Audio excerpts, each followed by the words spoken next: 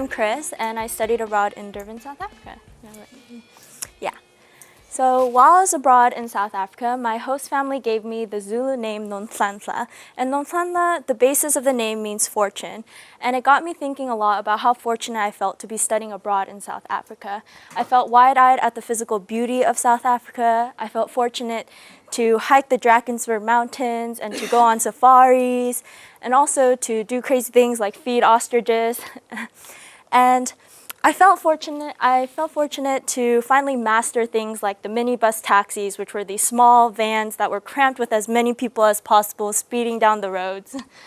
But most of all, I felt fortunate to be so lovingly embraced into all the communities that I met.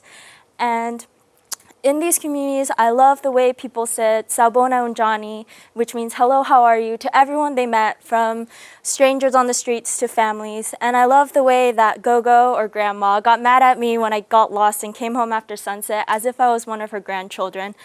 And I love the way my host families just love to share their culture. They love dressing us up in traditional clothing, and they tried, keyword tried, to teach us their traditional dances.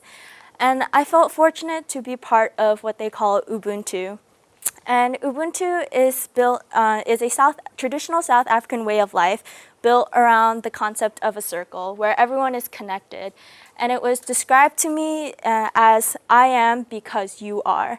And when I met a nurse in South Africa while I was volunteering, she described it as how someone else's misfortune is also my misfortune, and how successes can be shared with others. And this was even seen in the simple things, such as if I made a mistake and I was being a total klutz and I dropped all my things, then someone would say sorry, as if to say, "I'm sorry for your misfortune."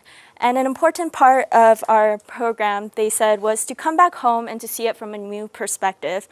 And when I came back, I was still Chris, but I was also Nonhlanhla, and I wanted to embrace that. And I wanted to see the strength in my communities and the communities of others, and I wanted to share that it's worth acknowledging the suffering of others, even if it seems far removed from us, and that it's worth having successes that can be shared with others. So, Ngiyabonga, South Africa. Thank you, South Africa.